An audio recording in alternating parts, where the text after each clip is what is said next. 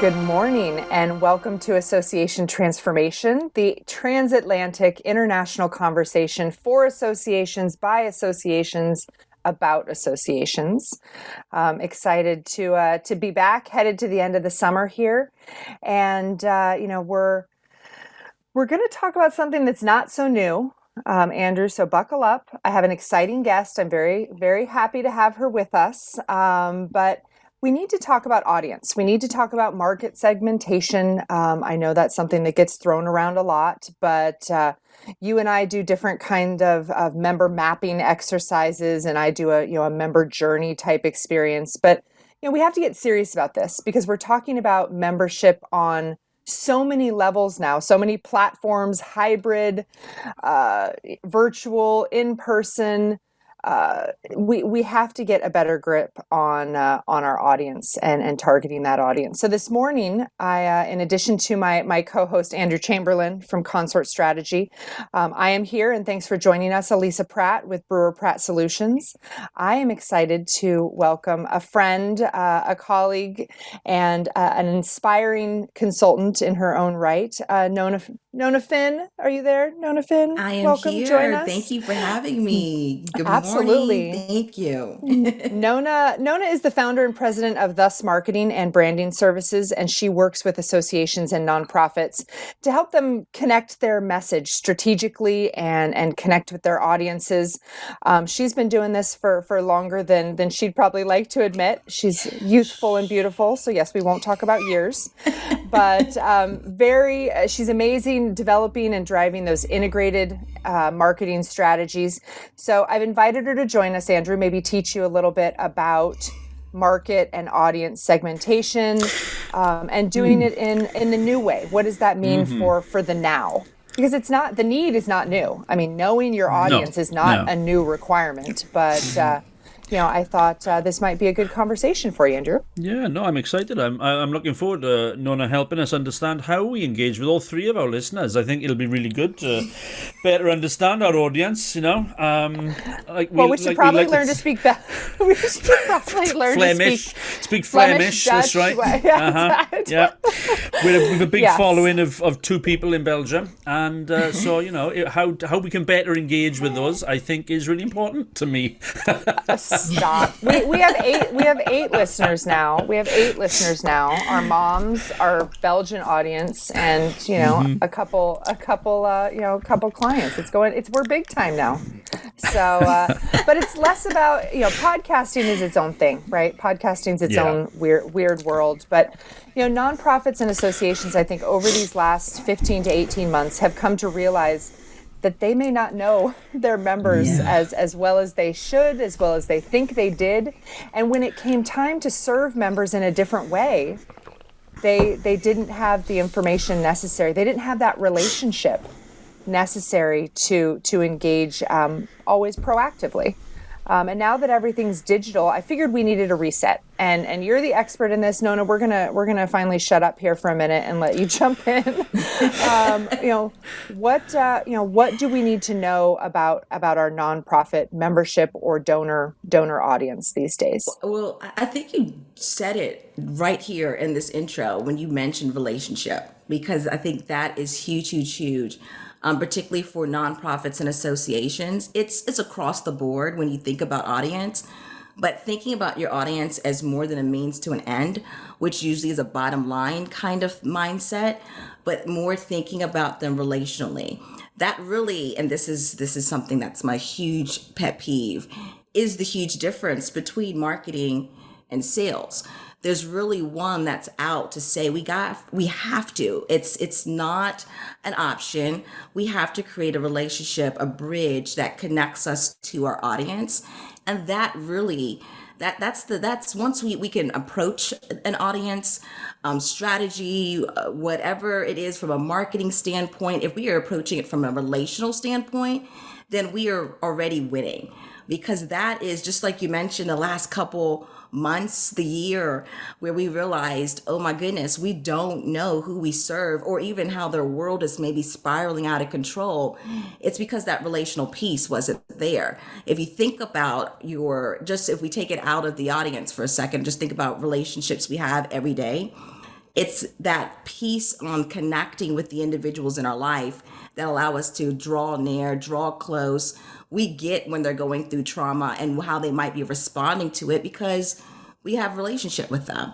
And so how do we utilize marketing to not only help us push membership, push the event that we need everyone to attend or the next book that our publishing team is dropping, but how do we utilize it to develop relationships with their audience? Because that's going to be key in the ebbs and flow of their world. Because really we are asking to be a part of their world. And the only way to do so is relationally. It's really, really important. And so I think that's really, it's where it begins, is how do we build this relationship bridge and utilizing our tools and resources, that number one being marketing, to develop a core relationship with those that we define and coin as our audience, which is a whole nother ball game. I don't know if I should I feel like I should pause before we get into the meat of that. Ooh, all right. Bookmark on that. Put a pin there. So relationships. So that to me speaks, that says sincerity. That says, them member focused. It's about them. And we're not selling. This is not about sales. This is about meeting them where they are, giving them what they need, and understanding. There's a term I've heard a lot lately, and that's the membership life cycle. Yes. So I think about that relationship and how it's going to change over time. Someone's going from someone who's aware of the organization to someone who's interested to someone who's a prospect to now someone who's a member. Now they're a leader. You're hoping to evolve that relationship, but who owns this? Is this a marketing thing? Is this a membership thing? That's a where good does question. this live within the organization? And maybe, I don't know, Andrew, you've headed nonprofit organizations. Where does this live? Who owns this, or does it have to be everyone's job? I'm fearful of it being everyone's job, because then I assume it's nobody's job. But who owns this?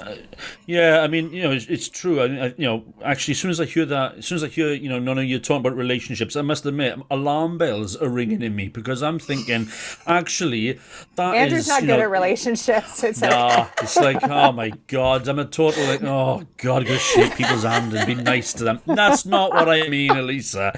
But it strikes. It's when I'm hearing it, I'm thinking, well, that's a real personable approach. That's a real, individual approach. That's a real way of connecting, almost on a one-to-one level.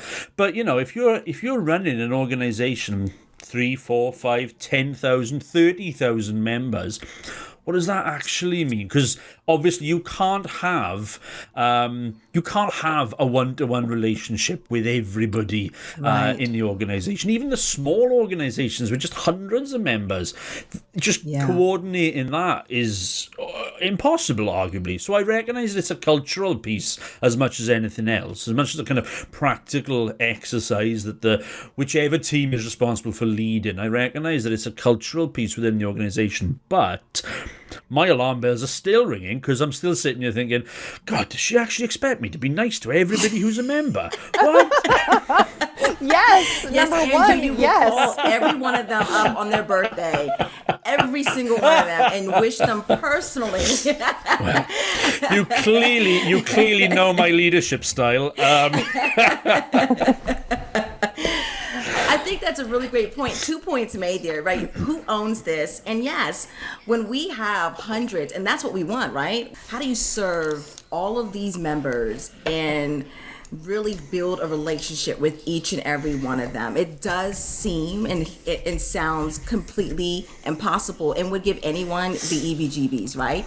Like, how in the world do we do this? But I don't think Andrew knows that word. EBGBs, I don't know if that Did I just translates. hate myself? My goodness. Wait a minute. I'm trying so hard not to do that. But it just make anyone's skin crawl, right? Say that instead, Nona. But really what you're trying to do is make these members feel like they have that relationship with you, like they are the only one, the apple of the association's eye, right? And really, in my mind, and again, I do believe I'm being really biased here. Someone else might argue this point, but I do believe marketing owns this. They own how to develop this relationship with the members. And they create the tools, the resources needed for the entire org, because every individual does play a role. And whatever they do for that association, for that nonprofit, their role helps to build that relationship. They are the association, they are the nonprofit. So however they come to that table, marketing is there to arm them, empower them, give them what they need to make those members feel like they're the only member that matters. And that's really what marketing is about. Yes, it's going to help bring in the attendees to the event. Yes, it's going to continue to ensure that membership is growing, but it does so by cultivating those relationships. It does so by ensuring that the messages that are being sent, the messages that are being promoted, the push that is being put out into the world is making that recipient on the other end feel like they are the member that matters most. And segmentation is important. Segmentation is required. You do need to understand how that audience, even though you have 100,000 of them, what categories, what groups of audience are your members, and how do you speak to these groups in a way that makes them feel individualized, makes them feel like they're the only one, because that's really what we're trying to develop and cultivate here. Like this association gets me, they understand me, and that's why I'm going to stay here through every ebbs and flow. And that is really the goal, and that in understanding your audience so much so that they do feel like you have something individualized packaged just for them. That's that. And again, marketing, I really feel like that's the weight that they carry for the association and should carry. Andrew has his thinking face on. He's about it, got Andrew. that Tell me what you're squished. thinking He's got about. that squished, frustrated face. The EBGBs are set in. Yeah, I'm feeling them. It's still not making any sense to me. I'm hearing what you're saying. I am, but I'm still not understanding. And this is on me, but what could I possibly say? Let's say, for argument's sake, of 3,000 members. What could I possibly say to somebody that would make them feel distinct, and that they're not just a number? You know, I'm not just a number. I'm actually an individual. I'm recognised as an individual component member of this this community. What can I just? That's the bit I'm struggling with. Is like I guess it's because I have quite arguably a pretty one-dimensional experience of marketing. You know, it's not. I don't have a sophisticated experience. It's okay. Nona. He's only a bronze. He's only a bronze. I'm only a bronze chief executive. Listen to our Olympic one. That's right. I'm only a bronze at the moment. But once you've explained to me the answer to my question, I'm pretty certain I'll be like a bronze plus. So, I'll be working my way up to the silver eventually. By the time Paris 2024 comes around, I'll be a silver. I'm working there. Nice. I'm not. I don't have that kind of that insightful experience of marketing that you're describing there. So I don't understand. What could I say to someone? What's the message in there that makes them feel actually this association gets me? Yeah. Well, let me give you an example. And this is where it came to life for me. Because before, I saw this happen before my eyes. I was like, okay, great. I got to understand my members. I got to understand my audience. Slightly different type of association, but it was a certification body for HR professionals in which we realized that, okay, we have all of these individuals that feel like they're part of this community, and retention was a huge issue. We couldn't keep our retention rate high enough to save our life. It was sort of in and out, this revolving door. So something was telling these individuals that whatever we were providing them was not worth staying for. And so all of a sudden here, landing on my plate was, we need a strategy and you got to get it for us. Like all right, let's do this. Now, I will say it took about 1.5 years to figure out what in the world is going to be the strategy. But what was evolving in that 1.5 years is I had to spend time sitting on customer service calls. I had to spend time digging in every single piece of content we sent out and why, when, to who, what they did with it. At the time when it was okay to go to events and be in person, so I had to hang out at events no matter where they were and just sit and chit chat. people coming to the booth and pretending as if I was just kind of there to serve their need, when really what I needed them is tell them, why are you leaving? Where are you going? Tell me more. And just talking to every individual, gathering testimonials, making it feel like, great, we want to put you on camera. We got to put you in ads. Come sit and chat with me behind this scene and tell me all about why you love what we do. And hey, we won't record this, but while you're here, what do you hate about what we do? And just, really spending time surveying, focus groups, researching, and understanding, first off, what is going on? Where are we losing here? And then where are we winning? And from there, what I found is we were serving everyone exactly the same way, though there were some major differences. We had individuals at different points in their career. We had individuals who came and needed the certification for several different, there were about 5 different reasons that kind of bubbled up, but yet we were only thinking about one.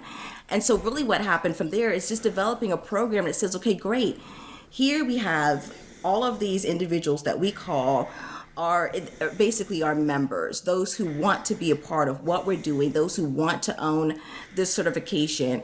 We have 5 major reasons why this mattered to them. We have maybe 10 different points of careers we're looking at, 4 different type of certifications. So here, how do we group these individuals and talk to them differently? And so it evolved into a strategy that said, okay, if you're in this group, these are all the different touch points along your journey that you need us to meet for you. And this is how we're going to actually personalize that experience for you. And that looked like anything from direct mail at exactly the right time in your certification cycle in which you needed to hear from us and why you needed to hear from us. That also included webinars for different stages that you were along that customer journey that said, okay, hey, we know right now that you just became certified. Here's a webinar, and here's exactly what you need for that. This allowed these individuals to feel like, wait a minute, okay, they're what? Might feel like a little bit of stalking, but they're watching us. They know what I need and when I need it.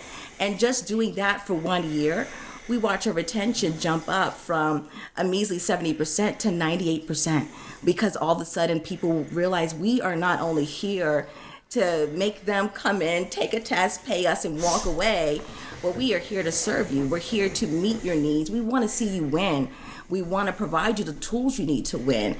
And that right there made me realize, like, it is worth taking the time out, spending time with your members, spending time with the individuals you serve, just to see why they're hanging out with us. Because there's so many other options. And then how can I create what you need in order to meet you where you are and know that it's you. I'm spoon feeding you this. And Jane, that's right next door to you, who also belongs to this group, we're gonna spoon feed her something slightly different, because there's just some unique differences between why you both are showing up to our space. And of course, that's not a one and done.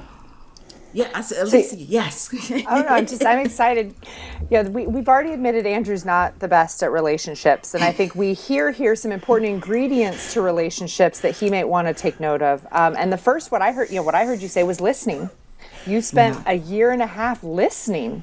Andrew, write that down. Fun, listening. but it's great. Listening. Oh, sorry, he can't hear me. I heard you. I'm beginning to wonder. That's all. If are you just? Let's have this conversation offline later on. Oh, I'm in trouble. Uh-oh. I'm getting sent into the principal's office. No, but seriously, listening first. I heard also a data component in there, that you needed to know what your members were doing, when they were coming, when they were leaving, what their current touch points were. So when I think of the journey to segmentation, the journey to building these personas, you really have to have that firsthand information, that data-based activity information, and then you need to know what your own value proposition is. You need to know what your products, programs, and services are, what your offerings are, and maybe even more importantly, what your gaps are, what they need that you don't have. So that's 3 main ingredients to the creation of this audience awareness member segmentation journey that you have to invest in. You can't just snap your fingers, to your point, and have a a member engagement, a member satisfaction, and audience segmentation strategy. It comes from this recipe. But I wonder. Oh, go ahead, Andrew. Well, I was going to say, but you also then you obviously need to evaluate it as well, don't you? You need to understand. Absolutely. And I'm really keen to understand, how do you measure the impact of it? I mean, you've mentioned retention rates as a kind of one indicator. Right. But, how else have you... Or no, let me rephrase that. I mean, are you simply evaluating, the annual cycle of activity, or are you getting right into the, at key points in the cycle? What does evaluation look like? Absolutely. And it goes a little bit back to what Elisa just said about value proposition, right? So what's important to the organization to measure? What does, first off, what does success look like? Like, how do you know you're winning? The organization needs to take a step back. The association needs to know, what does winning look like? Define that first. And then that way we have a greater understanding of what we need to evaluate, which should happen monthly, looking monthly at what we're doing, why we're doing it, how we're doing it, and what areas of growth is important to us, and as well as important to the member. And many times this is where my clients and I will clash. Is okay, this is what's important to us. It's like, great. Don't forget to tell me, well, what's important to your members? Like, what? This is what's important to us. Why does that matter? Well, because it does matter, because there should be some kind of intersection somewhere along the way, just like any happy marriage. There should be somewhere where it says, oh, don't go into this topic. All right, now we really are targeting me now, aren't we? Okay. Now he wants to talk to both of us offline now. As long as we don't all talk to both of my ex-wives, we're fine, right? Okay, let's carry on. Don't worry, Andrew. His retention I have an rate, ex-husband too, so yes. Andrew's that's where I retention learned that this was needed. Yes, Andrew's retention rate is 0. I'm 2 from 2. You decide, right? It depends where you're looking at it, right? But there should be a sweet blend there of we're both like, what does win-win look like, right? We just can't have the association win. And once we understand that value proposition, how success is being defined, that really determines the success measure. For us in that moment, retention was what we wanted to see grow. We wanted it because we knew that if retention was growing, not only are we happy, our members are happy. That says something about the fact that they were leaving. They were saying, bye-bye, this is not working. There's nothing here for me. And now the narrative had changed. This was the one data point that told us that. And we wanted to look at each piece, because poor things that overwhelmed the system with all these, I'm like, we got to put all these things in place, because there were major gaps. The right hand thought the left hand was doing something. And then when we got together with this research, I was like, well, the right hand's not doing it and the left hand's not doing it. So let's all get together and figure out, well, who needs to be doing it? And then let's begin to measure how success looks there. The customer service team looking at the calls and how they came in, there were measures that were being taken there. But we first need to understand, how do we know we're winning? What does success look like on both sides of the coin? And then from there, determine those measures. Yeah, and I wonder, for these member-focused, audience-focused teams, whether it's the marketing team, the membership team, these audiences have to have evolved over these last 15 months. I mean, our member audience isn't the same as it used to be, or we know we can't treat them the way that we used to. We can't engage them the way that we used to. How have audiences changed through the pandemic, and how do we go through this process differently than we may have in 2019?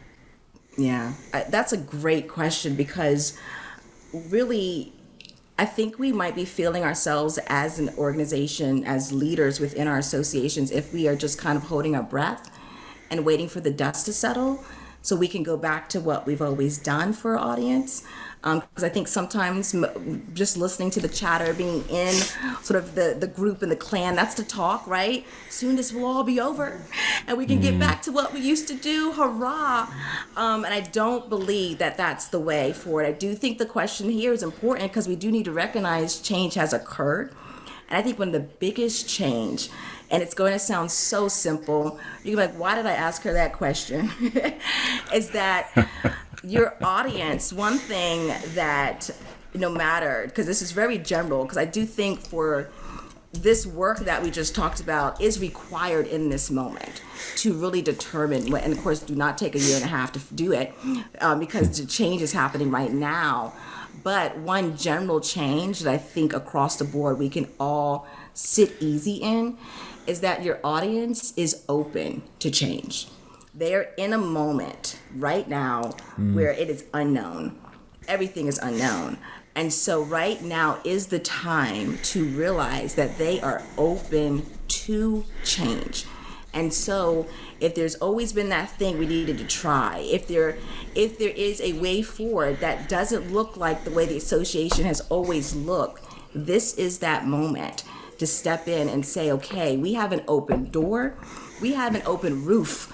Let's fly and begin to realize that their audience needs something to change. They are open to change because no matter who we are, we have to admit our world has been rattled and shaken and changed, adjusted. This is that moment. I think generally, if we want to generalize that across the board, I would say this is a season, a moment in time to really capture and catch that wave of change because your audience is open to it. Because we don't know what's around the corner, from industries to, nonprofits. Even so, this is also that moment we want to look at our donors differently. Like, how are we going to tap into our given audience in a way that we've never before? Because giving is on the horizon. We are in a moment where we can see giving is even looking differently. So how do we reshape the narrative we've already told? Because we have an audience who is open to change right now. I think that is a general truth that we can be telling ourselves, for sure. As we've been saying, don't let a good crisis go to waste. Please try, don't. experiment, innovate. Blame it on COVID if it doesn't work. Absolutely, we have a really good scapegoat. Exactly. Well, and now Nona Phinn has told us to try new things. We haven't missed our window. We still can push through and innovate and pilot and experiment, even in this audience outreach, this messaging space. Yes. But I'm inspired by. Does it apply to whatever. podcast partners as well? Is that, Wow. Uh-oh. I'm in real trouble today, I guess. Well. Nona, yes, I would stay out of this, Nona. You may be getting a call to become a podcast co-host, though. Who knows? What can I say? Obviously, Andrew doesn't stick with one. Yes, obviously he doesn't stick with one co-host too long, so I may be on the outs. Ouch! I'm not going to laugh. If I'm going down in flames. Let's go. My God. No, but seriously, we had this topic on the calendar. We reached out to Nona. With everything you do with Thus Marketing is so impressive and important. And what I've taken away here is that this isn't a short-term journey. When you're working with organizations and they are trying to not only identify their audience, but listen and then create something that's sincere and personal and builds a relationship. This is not a 6-month 6-week engagement. This can be something not only that needs to be integrated into the organization's fabric, it needs to be something everyone in every department is doing, but it's a big journey for the organization, and it's one huge. That can result in greater registration, greater education and training and certifications from your members, greater retention, greater recruitment. Yep. There's a lot of ways to measure success, but it can happen across the board when it's done correctly. So I hope people aren't waiting for the dust to settle, and they're seeing their members as important, if not more important than ever before. And something I talk about a lot is who's your member of 2030? Who's your member of the future?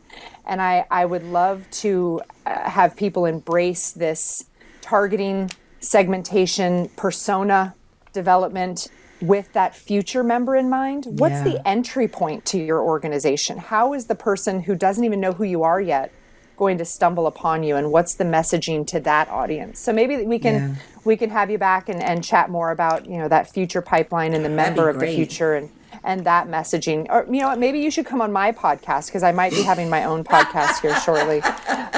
So Andy's I already called dibs on Andy, our producer. So Whatever. Right? I'll be seeing you next week. You know it. Exactly. You love each other. This is more than a marriage. We're together forever because we're podcasting together. This is more than a marriage. And who would have visitation over Andy, the producer? I mean, we couldn't split him. But Nona Phinn, thank you so much for joining us today. We encourage everyone to check her out, Thus Marketing, and remember that this is there. This isn't something you wait for things to go wrong. I think is another piece of this, and that's one thing Nona's always taught me is marketing and that audience focus first. Focus on that first. Don't wait for your numbers to turn. Don't wait for things to trend in the wrong direction, and use COVID as your excuse to get to know your members over again. Start that relationship over again because they're in a place of change and crisis and uncertainty. So reach out again, and reach out to us at Association Transformation. You can contact us at hello@yourconsort.com and let us know any topics or guests you'd like us to involve in our conversation.